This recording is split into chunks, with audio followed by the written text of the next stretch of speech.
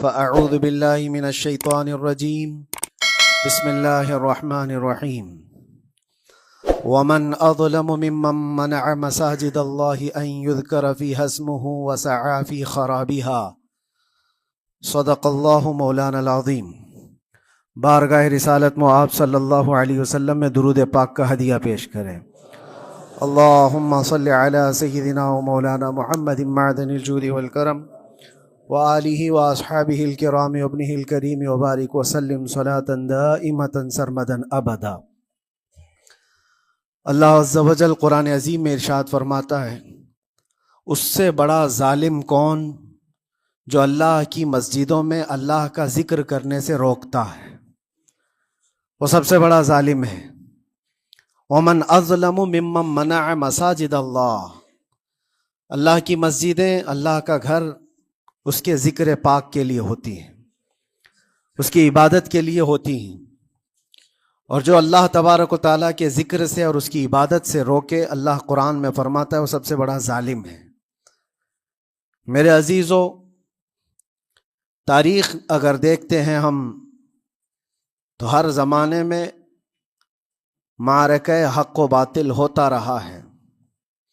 باطل طاقتیں ہمیشہ یہ چاہتی ہیں کہ اللہ کے ذکر کو روکیں، کیونکہ طاغوت شیطان جس کا ذکر قرآن میں ہے وہ ہمیشہ سے یہ چاہتا رہا ہے کہ اللہ کا ذکر کرنے والوں کو روک دیا جائے، کیونکہ اس نے اللہ تبارک و تعالیٰ سے یہ وعدہ کیا، چیلنج کیا تھا، لَأَقْعُدَنَّ لَهُمْ صِرَاطَكَ الْمُسْتَقِيمِ، اے رب میں تیرے سیدھے راستے پر بیٹھ جاؤں گا، ثُمَّ لَآتِيَنَّهُمْ مِنْ بَيْنِ أَيْدِيهِمْ وَمِنْ خَلْفِهِمْ وَعَنْ أَيْمَانِهِمْ وَشِمَائِلِهِمْ، اور میں اس سیدھے راستے پر جو بھی گزرے گا اس کو کبھی سامنے سے آ کر بہکاؤں گا، کبھی پیچھے سے آ کر بہکاؤں گا، کبھی دائیں سے کبھی بائیں سے۔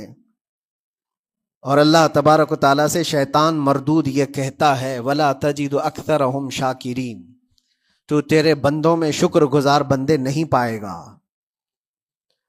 مطلب یہ ہے کہ ابلیس لعین مسلسل یہ کوشش میں ہے کہ اللہ تبارک و تعالیٰ کے بندوں کو اس کے ذکر سے دور کرے، اس کے شکر سے دور کرے۔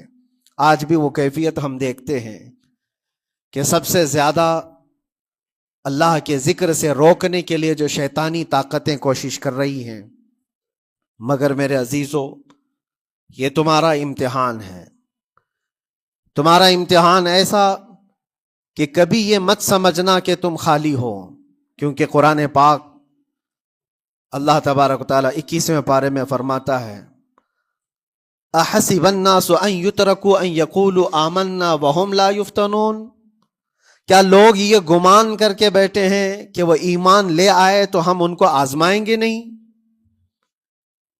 یا ان کو چھوڑ دیا جائے گا؟ جو ایمان لایا ہوا بندہ ہے وہ آزمایا جائے گا۔ ایمان اگر تمہارے پاس ہے تو تمہیں امتحان سے بھی گزرنا ہی ہوگا۔ یہ ایمان کسی حلوہ پراٹھے کا نام نہیں ہے، کھا کر کے مست نیند سو جائے، پھر اسے اس دار فانی میں، اس دنیا میں امتحانات سے گزار کر کے اپنے ایمان کی کسوٹی کو دکھانا ہوگا۔ اسی لیے قرآن یہ بھی کہتا ہے کہ تمہیں کیسے کیسے آزمایا جائے گا، وَلَنَبْلُوَنَّكُمْ بِشَيْءٍ مِّنَ الْخَوْفِ وَالْجُوعِ وَنَقْصٍ مِّنَ الْأَمْوَالِ وَالْأَنفُسِ وَالثَّمَرَاتِ، ہم تمہیں آزمائیں گے کبھی بھوک سے، کھانے کی قلت سے، اور کبھی خوف سے، ڈر آئے گا تمہارے پاس، اور پھر اللہ تعالیٰ فرماتا ہے کبھی مال و دولت کی کمی سے، وَنَقْصٍ مِّنَ الْأَمْوَالِ وَالْأَنفُسِ، کبھی لوگوں کی جان چلی گئی ہو، کثرت سے تمہارے عزیز مر گئے، یہ بھی آزمائش ہے، اور پھلوں کی کمی۔ اللہ تعالیٰ فرماتے ہیں یہ 5 چیزیں ہیں جو تمہاری زندگی میں آئیں گی اور تمہیں آزمایا جائے گا، اور ان کمیوں کے وقت تمہارا ایمان دیکھا جائے گا، تم کیا کہتے ہو۔ اور اللہ تعالیٰ فرماتا ہے جب کبھی تمہیں بھوک سے آزمایا جائے، خوف سے، ڈر سے آزمایا جائے، اور مال کی کمی سے آزمایا جائے، امتحان لیا جائے، تو اس وقت جو بندہ یہ کہتا ہے، اللہ فرماتا ہے اِنَّا لِلَّهِ وَإِنَّا إِلَيْهِ رَاجِعُونَ، اللہ تعالیٰ فرماتا ہے ان لوگوں کو یہ بشارت ہے، ان صبر کرنے والوں کو یہ بشارت ہے کہ جب ان پر مصیبت آتی ہے تو یہ کہتے ہیں ہم اللہ ہی کے ہیں اور اللہ ہی کی طرف لوٹنے والے ہیں۔ یہ مصیبت کے وقت یہ جو 5 چیزوں سے آزمایا گیا ہے، ان آزمائش کے دور پر جو بندہ اللہ تبارک و تعالیٰ کی اس عطا پر راضی رہتا ہے وہ صبر کے ساتھ نکل گیا ہے۔ آج کے دور میں بھی میرے عزیزو بے شمار جانیں ہماری درمیان سے جا رہی ہیں۔ آپ کو اندازہ ہے موت اتنی عام ہو گئی ہے، اتنی عام ہو گئی ہے کہ اب لوگوں کو موت پر کوئی افسوس بھی نہیں ہوتا۔ ہر دن خبریں موت کی سرخیاں چھاپتی ہیں، 100-200 کی موت کوئی معنی نہیں رکھتی۔ آج فلسطین کے نہتے بچوں میں تقریباً 45,000 لوگ سال بھر میں مر گئے۔ 45,000 کوئی تعداد ہوتی ہے کہ نہیں ہوتی؟ اتنی بڑی جانوں کا جو نقصان ہے یہ آزمائش ہے، اور یہ جانوں کے ذریعے سے آزمائش تھی۔ مال کی کمی کی آزمائش تو ایسی ہے، ملک شام، یمن، بہت سارے ایسے ٹوٹے پھوٹے علاقے، عراق، جہاں پر لوگ کھانا اور دوائیوں سے جوجھ رہے ہیں اس طرح سے کہ وہ گھاس کھانے پر مجبور ہیں۔ بہت سارے ایسے علاقے جہاں پر چھوٹے بچے پھینکے ہوئے کچرے میں سے دانے چن کر کے کھا لیا کرتے ہیں، وہ اپنے پیٹ کی اس آگ کو بجھانے کے لیے دانے دانے کے لیے ترس رہے ہیں۔ یہ بھوک کی آزمائش ہے، مال کی کمی کی آزمائش ہے، جانوں کی آزمائش ہے۔ عزیزان گرامی وقار، اور پھر خوف کے ذریعے سے جو آزمائش ہے وہ ہم دیکھ رہے ہیں آج۔ خوف ظالموں کے ذریعے سے تم پر مسلط کیا جائے گا۔ ہر آدمی ڈرا سہما ہوا، ہر آدمی اپنے اندر ایک ڈر لیے بیٹھا ہے کہ نکلوں گا تو کیا ہو جائے گا۔ ان سب کے درمیان اللہ کی بارگاہ میں سجدہ ریز ہونے کا نام ایمان ہے۔ سب حالات ہوں گے اس طرح سے، اور انہی حالات کے درمیان جو بندہ اپنا سر جھکاتا ہے مولا کریم کی بارگاہ میں وہ ایمان والا ہے۔ آؤ اگر ایمان کی کمال کی مثال دیکھنا ہے تو کربلا کے میدان میں کون کون سی آزمائشیں تھی۔ بھوک کی بھی آزمائش ہے، پیاس کی بھی آزمائش ہے، جان کی بھی آزمائش ہے، خوف کی بھی آزمائش ہے۔ سب چیزیں ایک ساتھ کربلا کے میدان میں آئی۔ رسول اللہ کے گھرانے پر، اہل بیت پر وہ کیسا عظیم امتحان تھا جب وہ 72 لوگوں کا 82 لوگوں کا قافلہ بھوک اور پیاس سے جوجھ رہا ہو، 3 دن سے ان کے اوپر کھانا اور پانی بند ہو، اور ان شہزادوں کے ایمان میں ذرا برابر بھی فرق نہیں آتا، نہ ان کے ایمان میں، نہ حوصلے میں، نہ ہمت میں فرق آتا ہے۔ 3 دن کے بھوکے اور پیاسے باطل سے نپٹنے کے لیے کس طرح سے کمر بستہ ہے، یہاں تک کہ بھوک کی شدت ایسی تھی کلیجہ منہ کو آئے، 6 ماہ کا بچہ بھی روتے روتے زبان جس کی سوکھ گئی ہو، وہ ماں جو بچے کو دودھ پلاتی ہے اس کے سینے سوکھ چکے ہوں، دودھ ختم ہو چکا ہو ماں کے پستانوں میں، کیسی قلت ہوگی۔ پانی کا ایک قطرہ ان کے گھر تک نہیں پہنچ پاتا، ماں اپنے بچے کو دودھ نہیں پلا سکتی تھی۔ اس سے زیادہ کیا آزمائش تھی؟ یہ بھوک اور پیاس کی آزمائش۔ پھر جانوں کی آزمائش تو ایسی، اللہ اکبر، 56 سال کی عمر کا وہ شہزادہ عالی وقار، سیدہ کائنات فاطمۃ الزہرا کا نور نظر، امام عالی مقام سید الشہداء امام حسین رضی اللہ تعالیٰ عنہ، جب میدان کربلا میں لاشوں کو اٹھاتے تھے، کتنی لاشیں اٹھائی، کبھی بیٹے کی، کبھی بھتیجے کی، کبھی بھانجے کی، کبھی بھائیوں کی، کبھی عزیزوں کی۔ میاں ہم اپنے گھر سے نکلنے والے ایک جنازے کو اٹھاتے ہیں تو 8 دن تک ہمارے اندر سے ہوش نکل جائے۔ کوئی اپنے بچے کو اپنے ہاتھوں سے دفن کر کے دیکھے پھر کیفیت پتہ چلتی ہے۔ امام حسین نے ایک نہیں اپنے لاڈلوں کی لاشیں اس طرح سمیٹی ہیں۔ ان کے جوان بیٹے علی اکبر کو جب شہید کر کے گھوڑے دوڑائے گئے تھے جسم کے اوپر سے، ٹکڑے الگ ہو چکے تھے، اس کو سمیٹتے ہوئے کون بیٹھا ہے؟ رسول اللہ کا نواسا۔ اور 6 ماہ کے بچے کو ہاتھ کے اندر ظالموں نے تیر سے ایسا مارا تھا کہ حلقوم پہ چلا گیا ہو، اور 6 ماہ کے علی اصغر کا خون جب امام حسین کے چہرے پر اچھل جاتا ہو، کسی باپ کے ہاتھ میں بیٹا وفات کر جائے اور پھر وہ لے کر کے خیمے میں آئے اور ادھر سے بلکتی ہوئی ماؤں کو اور بہنوں کو بھی دیکھے، ان میں بھی صبر کی تلقین دے. کبھی کبھار میں سوچتا ہوں اللہ یہ کیسے امتحانات سے گزرا تھا فاطمہ کا لال، کیسے امتحانات سے. بھوک اور پیاس کی شدت الگ، یہ جانوں کی شدت، جانوں کے جانے کا غم الگ، عزیزوں کی لاشوں کو اٹھانے کا بوجھ الگ، پھر اس پر 22,000 کا لشکر جرار سامنے، اس کا خوف لوگوں کے اوپر ڈالا جا رہا ہے. عزیزان گرامی وقار، یہ سب چیزیں کیا امام حسین کے قدموں کو ڈگمگا گئیں؟ کیا ان کے خاندان والوں کو بکنے پر مجبور کر دی؟ کیا انہوں نے سمجھوتے کر کے اپنا سب کچھ بیچ ڈالا؟ ایک خیمے کا بچہ بھی، خیمے کا ایک بچہ بھی امام حسین کا نکل کر کے آیا ہو تو مجھے تاریخ بتا دو. بلکہ تاریخ تو آج یہ کہتی ہے سر داد نہ داد دست در دست یزید حقا کے بنا لا الہ است حسین. سر دے دیا مگر ہاتھ یزید کے ہاتھ میں نہیں دیا.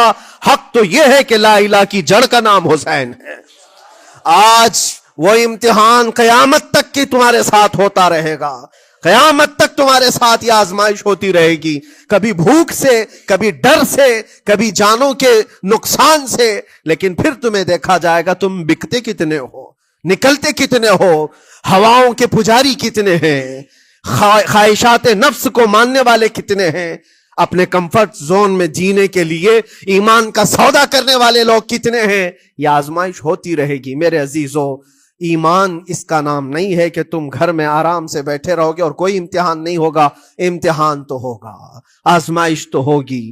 آج جو بھی حالات ہیں اس پر میں یہی کہوں گا، ایک بات ہو سکتا ہے کروڑوں مسلمانوں کے دلوں میں آج یہ نروس پن آئے، اتنے برے حالات ہوتے ہیں، اللہ ہمارے ساتھ ہے یا نہیں؟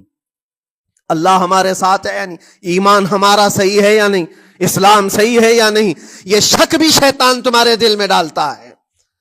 کبھی تمہارے اوپر مصیبتوں کے پہاڑ ٹوٹ جائیں تو شک ڈالتا ہے شیطان تاکہ تمہارا ایمان ڈگمگا جائے. میرے عزیزو، مسلمان ہونے کا مطلب یہ نہیں ہے کہ تم صرف محلات میں جیو گے اور تخت و تاج کے مالک ہی رہو گے. ایسا نہیں ہے. ایمان والوں کو احد میں 70 جانیں بھی دینی پڑی ہے. بدر میں ان کے ساتھ جو معاملات ہوئے ہیں، فتح اگرچہ بدر میں ہوئی لیکن جنگ احد کا اگر منظر دیکھو گے، اللہ اکبر. وہ رسول پاک صلی اللہ تعالی علیہ وسلم کے شہدائی صحابہ جب احد کے میدان میں کھڑے تھے، 70 صحابہ کی ایسے جانیں گئی ہیں. اگر میں تفصیل بتاؤں تو بہت لمبا وقت ہوگا. ایک صحابی ہیں حضرت انس بن نزیر، پورے جسم میں ایک انگلی کے علاوہ کچھ نہیں ملا، کچھ نہیں ملا. شہادت کی ایک انگلی سے ان کو پہچانا گیا. حضرت سعد بن ربیع، یہ ایسے صحابی ہیں جن کا پیٹ پورا پھاڑ دیا گیا تھا اور 12 نیزے مارے گئے تھے. وہ سید الشہداء امیر حمزہ بھی تو اسی احد کے میدان میں شہید ہوئے، جن کو بھالے سے مارا گیا اور چیر کر کے ان کا کلیجہ چبایا گیا تھا. عبداللہ بن جہش اسی میدان میں انتقال کیے ہیں، جن کے جسم کے 80 ٹکڑے کر دیے گئے تھے اور ہر ٹکڑے کا ہار بنا کر ظالموں نے پہنا تھا، ہار بنا لیا تھا جسموں کے. یہ سارے منظر احد کے میدان میں ہوئے. اور کون سے ایمان والے؟ وہ رسول اللہ کی اقتداء میں نماز پڑھنے والے، حضور پاک کے چہرے انور کو دیکھنے والے. جب ان کے ساتھ یہ آزمائشیں ہو سکتی ہیں تو ہم کون سی گاجر مولی ہیں؟ ہمارے ساتھ بھی آزمائشیں ہوں گی. جس کا جیسا ایمان ہوگا ویسا وہ امتحان بھی دے گا، اسی امتحان سے وہ گزارا جائے گا. مگر میں آج کروڑوں مسلمانوں کے دلوں کے بارے میں یہ بات کہنا چاہتا ہوں کہ اگر نروس پن ہے کہ یہ حالات ایسے کیوں ہیں، حالات ہر زمانے میں ہوتے رہیں گے. ستیزہ کار رہا ہے ازل سے تا امروز، شرار ابو لہبی سے چراغ مصطفی. یہ ہماری تاریخ ہے، یہ تاریخ ہے میرے عزیزو. اللہ تعالیٰ قرآن میں فرماتا ہے تِلْكَ الْأَيَّامُ نُدَاوِلُهَا بَيْنَ النَّاسِ. یہ دن ہیں جو ہم لوگوں کے درمیان پلٹتے رہتے ہیں. کبھی تم بادشاہ بنو گے، کبھی فقیر بن جاؤ گے. اور آج جو تخت پر ہیں ہو سکتا ہے وہ کل ڈگر ڈگر گھوم رہے ہوں. آج جن کو طاقت کا نشہ ہے ہو سکتا ہے وہ بھیک مانگنے پر بھی مجبور ہو جائے. لیکن ایک بات یاد رکھنا، نروس پن اپنے دل میں آنے نہ پائے، ان حالات سے دیکھ کر کے گھبرا نہ جانا. ایمان تمہارا سچا ہے، اللہ کل بھی تمہارے ساتھ، آج بھی تمہارے ساتھ. بس تمہاری عبادت میں فرق آنے نہ پائے، تمہارے سجدوں میں کمی ہونے نہ پائے، تمہارے ایمان میں تزلزل آنے نہ پائے. اللہ ایک ہے تو ایک ہے، اللہ سچا ہے تو سچا ہے. میں نے اللہ کو نہیں دیکھا لیکن اللہ پر ایمان ضرور ہے. یہ یقین اور یہ عقیدہ تمہارا مضبوط رہے. ہاں ہمیں معلوم ہے، کچھ لوگ ہم سے پوچھتے بھی ہیں، اللہ تبارک و تعالیٰ پوری کائنات کا مالک جس نے ہر چیز پیدا کیا اور اس کی عبادت کرنے والے ہو آپ، لیکن پھر اسی اللہ رب العزت کی یہ مسجدیں کیوں ڈھائی گئی؟ کیوں مسجدوں کو ختم کیا جا رہا ہے؟ اللہ کے ذکر کو روکنے کے لیے طاقتیں پوری مسجدوں کو ڈھانے کی کیوں بات کرتی ہیں؟ پھر اللہ کچھ کیوں نہیں فرماتا؟ میرے عزیزو، یہ کائنات ہے جس کو اللہ نے اسباب پر بنا کر بھیجا ہے اور تمہیں عمل کے لیے بھیجا گیا ہے. تمہارا عمل دیکھنا ہے، تم کتنے پابند ہو، تم کتنے اپنی حفاظت کرتے ہو، تمہارے ایمان کی، تمہاری عبادتوں کی، تمہاری مسجدوں کی. تم مسجدیں خالی کر کے گھوم رہے ہو، فجر کی نماز میں اپنے گھروں پر سوئے ہو اور پھر اللہ کے گھروں کی حفاظت کی بات کر رہے ہو کہ مسجدیں ڈھائی جا رہی ہیں، مسجدوں پر آکرمن ہوتا ہے. یہ ساری باتیں کیوں؟ تم جب ان صفوں کو خالی کر دو گے، یہ مسجدیں چیخ چیخ کر پکارتی ہیں اللہ کی بارگاہ میں. پل بھر میں بنا لی، شب بھر میں بنا لی مسجد تو ایمان کی حرارت والوں نے. من اپنا پرانا پاپی تھا، بچپن سے نمازی بن نہ سکے. مسجدیں بڑی بڑی شاندار بنا لینا اور اس کو آباد نہ کرنا، یہ بھی تو ظلم ہے. آپ ان مسجدوں کی حفاظت کی جو بات کر رہے ہیں، ان مسجدوں کی حفاظت صرف کمیٹیاں بنانے سے نہیں ہوتی، نمازوں سے ہوتی ہے، اس کے اندر تلاوت قرآن سے ہوتی ہے. عزیزان گرامی، اور پھر یہ بات ان ظالموں کے لیے کہ اگر وہ ہاتھ لگا کر مسجدوں کو اٹھانا پھینکنا اس کو اپنی طاقت کا ذریعہ سمجھتے ہیں تو سمجھ لو تھوڑے دن کی بات ہے. اگر اسی کا نام طاقت ہے کہ عبادت گاہوں کو مسمار کر کے طاقت کے تخت کو بٹھایا جائے، تو یاد رکھنا بڑھتے بڑھتے بڑھتے تمہارا نشہ کہیں تمہیں فرعون نہ بنا دے. اور اگر فرعون بن گئے تو انتظار کرو، اللہ تعالیٰ بڑے بڑے فرعونوں کو صرف پانی سے ہلاک کرتا ہے. بہت بڑے بڑے نمرودوں کو اللہ تعالیٰ مچھر سے ہلاک کرتا ہے. وہ ابرہہ بھی تو آیا تھا جو کعبہ ڈھانے کے لیے آیا تھا، ہاتھیوں کا لشکر لے کر آیا تھا، جس کا ذکر قرآن پاک میں الم تر کیف فعل ربک باصحاب الفیل. اے محبوب، کیا آپ نے نہیں دیکھا ہاتھی والوں کے ساتھ اللہ نے کیا معاملہ کیا؟ پورا ہاتھیوں کی فوج لے کر آیا تھا کعبے کو ڈھانے کے لیے. ہوا کیا؟ کعبہ کو ڈھانے کے لیے اتنی خطرناک فوج تھی اور مکہ والوں میں لڑنے کی اتنی طاقت نہیں تھی. اللہ کریم نے ابابیل چڑیوں کی ایک فوج کو بھیجا. ہاتھی کہاں اور چڑیا کہاں؟ کوئی مقابلہ ہوتا ہے؟ کوئی مقابلہ ہے؟ تصور میں نہیں آتا. لیکن رب تبارک و تعالیٰ کا ایک دستور ہے، بڑی بڑی طاقتوں کو چھوٹی طاقتوں سے ہلاک کرتا ہے.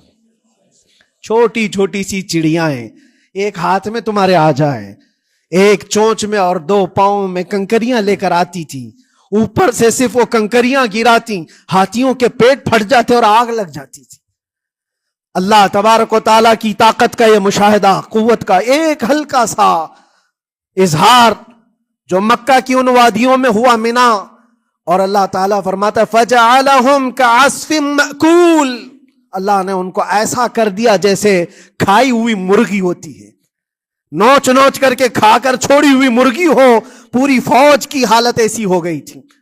کعبہ مکرمہ کو ڈھانے کے لیے آئے، تب اللہ تبارک و تعالی ظالموں کو کس طرح سے نیست و نابود فرمایا. ہمیں یقین ہے میرے عزیزوں، اللہ تبارک و تعالی وہ ابابیل بھیجنے والا مولا آج بھی زندہ اور ہمیشہ زندہ رہے گا. وہ حی اور قیوم ہے، ہمیشہ سے زندہ ہے اور ہمیشہ زندہ رہے گا. لیکن تمہارا امتحان ہوتا رہے گا، تمہارا امتحان ہوتا رہے گا. اللہ کے نبی صلی اللہ تعالی علیہ وسلم کے لیے مدد آئی ہے تو اس کا مطلب یہ نہیں ہے کہ وہ صرف بیٹھ کر کے مدینے میں دعائیں کرتے تھے. نہیں، عمل کے میدان میں اترے بھی ہیں.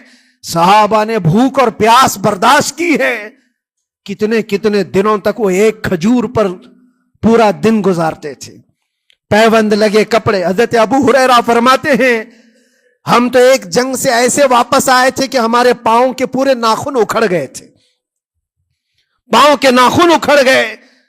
خندق کے میدان میں خود نبی پاک صلی اللہ علیہ وسلم اپنے ہاتھوں سے خندق کھودتے رہے، اور پیٹ پر پتھر باندھنا، یہ سب مشقتیں، سٹرگل کیا ہے۔ پھر اللہ سے یہ دعا کیا مولا تو اپنی مدد بھیج دے، تو اپنے رحم و کرم کی بارشیں برسا، اور ہم یہاں مست کھا پی کر کے پھر دعا کرتے ہیں مدد آ جائے۔ تم نے محنت کون سی کی، کون سی مشقت کی؟ میرے عزیزو، اگر محنت و مشقت میدان میں اتر کر کرنے کا موقع نہیں ہے تو عبادتیں تو کرو اپنی پوری، اپنی نمازیں تو کمپلیٹ کر لو اور اللہ کو راضی کرو۔ اپنے گناہوں سے اگر وہ غضبناک ہے تو توبہ کرو۔ اور جاتے جاتے یہ بات بھی میں عرض کروں گا کہ آج جن لوگوں کو ایسا لگتا ہے کہ یہ کھیل تماشا ہے، ایک بات یاد رکھنا، کسی مسجد کے ختم ہو جانے سے یا مومن کے کسی کے ہار جانے سے ایمان کبھی ہارتا نہیں ہے، ایمان ہمیشہ جیتتا ہے۔ تھوڑی دیر کی تکلیف تو مومن کو ہو سکتی ہے، لیکن اس کے ساتھ ایمان ہے تو ہمیشہ سر بلند ہے۔ اس سے بڑی کوئی کامیابی کیا ہے؟ ہم نے دیکھا ہے کربلا کی تاریخ میں جیتا کون ہے؟ دنیا کی نظر میں، اس وقت کی میڈیا کی نظر میں، اس وقت کے جو کتے ہوں گے ان کی نظر میں یزید جیتا ہوگا، لیکن قیامت تک ہر مومن کہتا ہے بادشاہ است حسین، بادشاہ است حسین۔ ایمان کی جیت ہمیشہ ہے، اگرچہ وہ ٹکڑوں میں بدل جائے، اگرچہ وہ 1000 ٹکڑوں میں ہو جائے۔ آج بھی پھریرا لہرا رہا ہے تو حسین اعظم کا لہرا رہا ہے۔ اسی لیے یاد رکھو، صرف تخت پہ چڑھ کر بیٹھنے کا نام جیت نہیں ہے۔ ابھی الیکشن بھی گزرا، کچھ لوگ نروس ہوں گے کہ ہم ہار گئے۔ اگر وہ ایمان والے ہیں، سچے ایمان والے ہیں، تو انہیں یاد رکھنا چاہیے جیت اور ہار صرف تخت حاصل کرنے کا نام نہیں ہے، دلوں پر حکومت کرنے کا نام جیت ہے۔ اور آج 800 سال گزر گئے، ہند الولی سلطان الاولیاء غریب نواز کی حکومت ہم سب پر قائم ہے۔ کس بات کی حکومت ہے یہ دلوں کی حکومت ہے۔ اور وہاں جو ہاتھ لگانے کی کوشش کر رہا ہے وہ اپنے ہاتھوں کو بچا لے، آگ تمہارا انتظار کر رہی ہے، آگ تمہارا انتظار کر رہی ہے۔ اس لیے کہ اللہ فرماتا ہے من عادی لی ولیا فقد آذنتہ بالحرب، جس نے میرے ولی سے دشمنی کی میں اس کو اپنے ساتھ جنگ کا اعلان کرتا ہوں۔ اور اب تعالیٰ سے جنگ کرنے کے لیے تیار ہو؟ اللہ کے ولی سے مقابلہ کرنا چاہتے ہو؟ اللہ کے ولی کو چھونا چاہتے ہو؟ رب تعالیٰ فرماتا ہے جو اللہ کے ولی سے دشمنی کرتا ہے اسے میں اپنے ساتھ جنگ کا اعلان کرتا ہوں۔ ہے کسی کی ہمت و طاقت اللہ سے جنگ کرنے کی؟ تو جو یہ چاہتے ہیں کیڑے مکڑوں کی موت مرو گے، اس سے بھی خطرناک ذلیل ہو کر مر جاؤ گے۔ اجمیر معلیٰ یہ صرف اور صرف ایک دھرتی کا نام نہیں ہے، اللہ کے ولی کی آباد کی ہوئی مقدس زمین ہے۔ اور ہم سنیوں کی آستھا ایسے ہے، امام اہل سنت فاضل بریلوی اعلیٰ حضرت فرماتے ہیں دنیا بھر میں جہاں دعائیں قبول ہوتی ہیں ان جگہوں میں سے ایک جگہ کا نام اجمیر معلیٰ ہے، جہاں اللہ تعالیٰ دعائیں قبول فرماتا ہے۔ ہم اپنی آستھا ہی نہیں رکھتے میرے عزیزو، اپنی جان بھی حاضر ہے غریب نواز کے قدموں کے لیے۔